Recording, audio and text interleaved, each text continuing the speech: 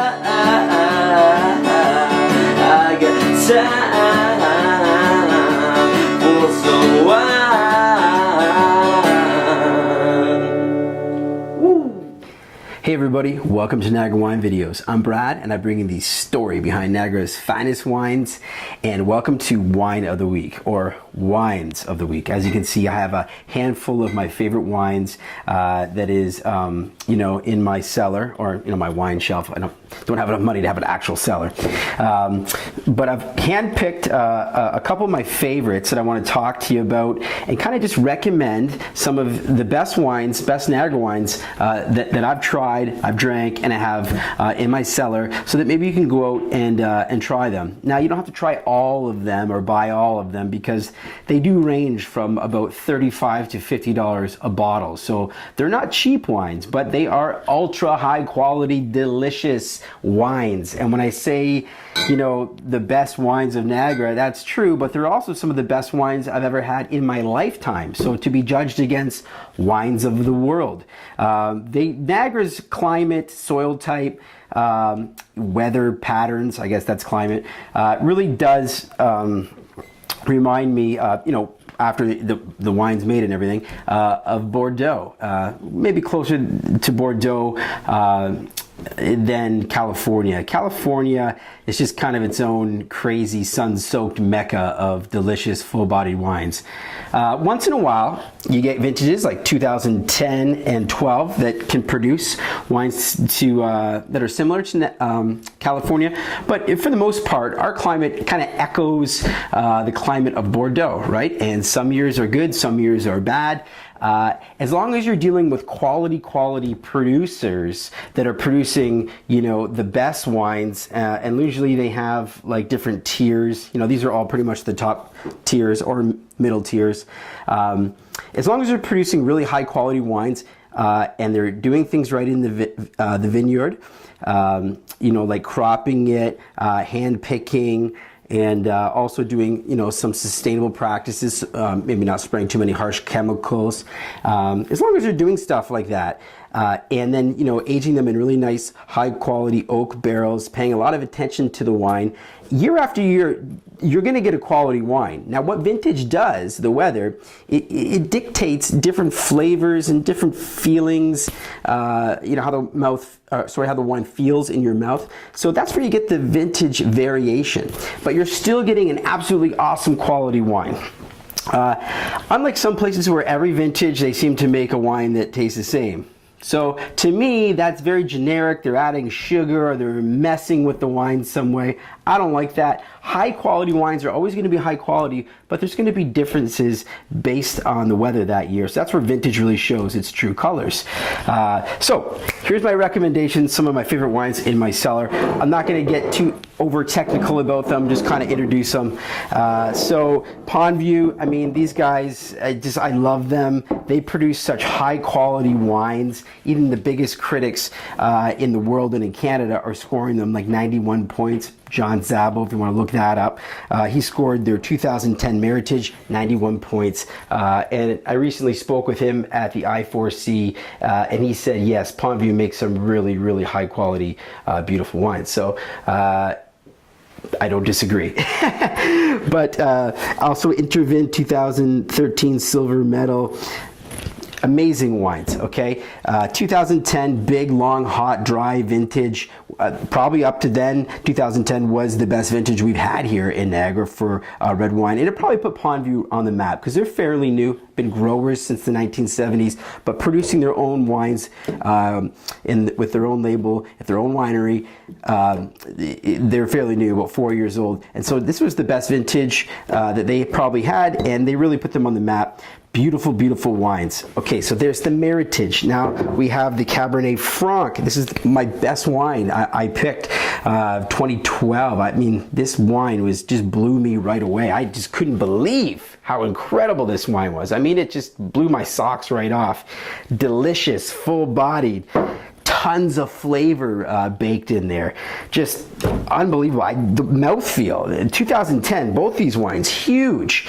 And unfortunately, you can't get these. So these are bad recommendations. But the reason why I brought these out is because the LCBO just released the 2010 Cabernet Sauvignon. So this is the Cab Franc, this is the Meritage, which is a blend of the Cab Sauv and the Cab Franc, 50-50. They just released the 2010 Cab Sauv at the LCBO, $35 a bottle. Get it, okay? Get it, then tweet me or message me, Facebook, email, whatever, and tell me how it was. Because it's like this. I know I can recommend that wine because it's one of the best wines I've had in my life, okay? So no problems there. After you taste it, you'll agree with me. It's phenomenal. And so like I was saying, this is where the vintage plays a difference. I got another Pond View wine around here somewhere. Let me grab it. We got a 2011 Bellaterra Cabernet Sauvignon. So the 10 just got released in the LCBO. This is the 11, available at the winery. Now, this is what I was saying. Vintage shows its true colors.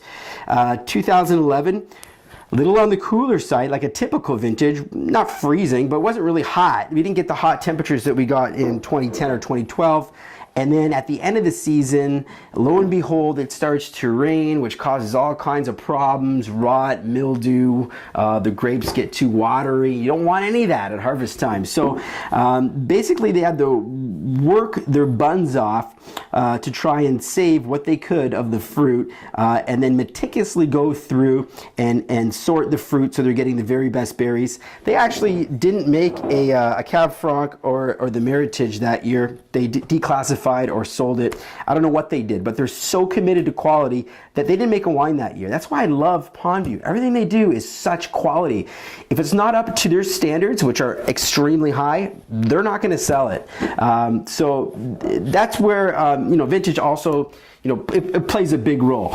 But this 2011 Cabernet Sauvignon is absolutely beautiful. Like I said, if they're committed to quality, even in a bad vintage, they're going to make a good wine if they can. And this one is definitely that. I mean, this is incredible. It's already winning tons of awards, and it's got all the quality of the 2010, but it's got a softness to it. The tannins are way more refined. I actually prefer this wine over the 2010 because it's got such a nice suave mouthfeel. But I also love Beaujolais and Pinot Noirs and Riojas, lighter style, classy wines with finesse. So, maybe that's just my personal preference. My palate leans towards the suaveness of wine. So, but I mean, if you like the big brash, big flavor, you're gonna love the 2010 Cabernet Sauvignon. Get them both like me, okay? But if you can only get one, know your style. If you like big wines, 2010 is gonna be you. If you like wines that are more refined, then they're and a little softer, get the 2011. But there you go, Pond View. I mean, I could have, if I was rich, I would be buying all of their wines and putting them in my cellar, drinking them every year after year after year after year. Just incredible stuff. Another winery that probably makes the smallest production in Niagara and the highest quality wines, in my opinion, is Hidden Bench. And this is their 2010 Terroir Caché from the Beamsville Bench area. So, wow, these guys, I mean, the proprietor, Harold Thiel, nothing gets by this guy that isn't absolutely top quality. I mean, this guy is an active owner. He's there every day. He's making the wine. He's overseeing the vineyards. He's selling the wine in the retail store. He's tasting the wines. He's out at the wine competitions. He's out at the wine events. He's everywhere. He loves wine, and he loves his wine. He's a very passionate, very strict, proprietor. So nothing gets by him. Everything is like the highest quality. Super boutique, super high quality stuff. When you taste this, I mean, they've got a house style. When you taste it, you know that this wine needs to age, and most of them do. They're made to age, like typical top-notch Bordeaux wines.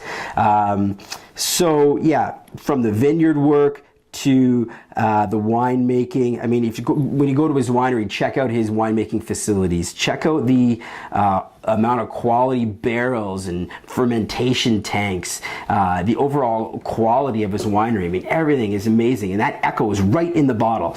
And one thing I do love about Hidden Bench is their wines are made from vineyards that are organic vineyards. They're farmed organically, but it doesn't say certified organic on the bottle. Now, I love that because that's such a classy move, in my opinion. You know, when you see certified organic and it's a huge stamp, you know, to me that just seems like a government certification you've paid for to help market your wine. The classy guys, okay, they just write on the back, it says this wine is crafted in small lots, hand-picked, and the fruit is sourced from the best low yields and organically farmed. That's it.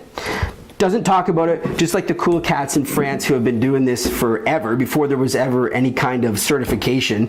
They've always been doing it this way. So these guys are committed to sustainability, the environment, and all that, and it really shows in their wines. They are absolutely delicious, structured, fantastic, super high quality premium wines. Look at that, aged 18 months in French oak. By the way, this was just released, okay, so the 2010 Meritage of Pont Vue sold out. These guys just released it. I mean, whoa, these guys hold on to their wines kind of like they do in Rioja, like the Reservas. They hold on to them and give them a couple years of bottle age before they release them. Very cool. Check out the Hidden Bench 2010 Terroir Caché. $35 a bottle. It's going to give you an idea of the awesome quality that Hidden Bench has. They also make premium Chardonnays and Pinot Noirs, which is what they're known for. But you know what's funny, kind of like a byproduct, they're almost going to get better known for their Bordeaux blends because they are so incredible. So probably maybe something they didn't plan on, but it's working out well for them. Lely, you know, I can't talk about Lely enough. Winemaker Derek Burnett, one of the, if not the best winemaker in my opinion, in Niagara. Same thing. I mean, just doing everything right in the vineyard and in the winery. This was actually my top wine of 2013.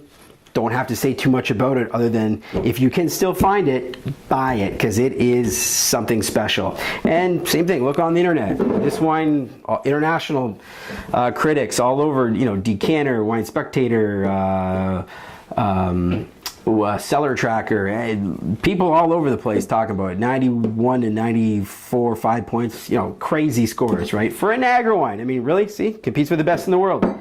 And if you like big-bodied red wines, which is what we're talking about today, another classic producer of big-bodied, structured, delicious wines is Casaba. I mean, these guys might have it. They might have the whole thing wrapped up, because year after year after year after year, these guys just produce huge wines, but not over extracted, you know, or jammy or pruny or over oaked or anything like that. Everything's in balance, but the tannins they do, I mean, they must, the cropping, the tons per acreage must be tiny, because these wines are really, really high quality and just delicious. Real simple labels, nothing ever changes. You wouldn't think anything by looking at it. The back, tasting notes are always the same. I don't think they even change the labels. They just change the vintage, slap it on. They don't care too much about that kind of stuff, I guess. It's all about the wine, and my golly, it shows. Some of the best wines I've had, their Meritage I had was just, it blew my face off. The 2000, was it 10 I had recently? This is a 2007, so this is probably ready to go. I'll probably do a tasting note of this year for you guys, so you can see the look on my face and how incredible it is. Their Cab Francs are incredible as well. The entry-level ones, or the Reserve is what I'm talking about, the Reserve labels, which are about 40, 50 bucks a bottle, but I know that's high, but it's worth it. And like I said, I know I'm a nut. You're not going to go out and spend, you know, $300 on 6 bottles of wine, but maybe you'll buy one of them, and you'll be like, wow, this is what he's talking about. This is incredible. So anyway, just thought I'd do a little my cellar, my favorite wines recommended to you, so you can go try at least one of them and then get back to me, tell me how they were. All right. Cheers. See you next time.